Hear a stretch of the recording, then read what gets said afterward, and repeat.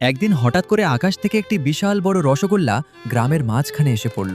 মাটি জোরে কেঁপে উঠল, ধুলোর মেঘ চারদিকে ছড়িয়ে পড়ল, আর মানুষ ভয়ে এদিক ওদিক দৌড়াতে লাগলো। কেউ এটাকে দেবতার অলৌকিক ঘটনা ভাবল, আবার কেউ মনে করল এটা আকাশ থেকে নামা কোনো বিপদ। কিছুক্ষণ পরে গ্রামের কিছু সাহসী লোক লাঠাটি নিয়ে ধীরে ধীরে সেই অদ্ভুত জিনিসটার কাছে গেল। কাছে গিয়ে তারা অবাক হয়ে গেল, ওটা আসলে একটা বিশাল রসগোল্লা। ভয়ের কারণে সবাই মিলে সেই বিশাল রসগোল্লাটাকে গ্রাম থেকে দূরে পাহাড়ের দিকে ঠেলে দিল। সেটা গড়াতে গড়াতে গড়াতে ঘন জঙ্গলের মধ্যে গিয়ে পড়ল। সেই জঙ্গলে দয়ালু সিংহ বাস করত।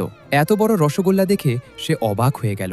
প্রথমে সে ভাবল এটা কোনো জাদুর পাথর, কিন্তু যখন সে তার থাবা দিয়ে হালকা করে ছুঁল তখন চারদিকে সুস্বাদু গন্ধ ছড়িয়ে পড়ল। কিছুদিন পর গ্রামে ভয়াবহ দুর্ভিক্ষ দেখা দিল।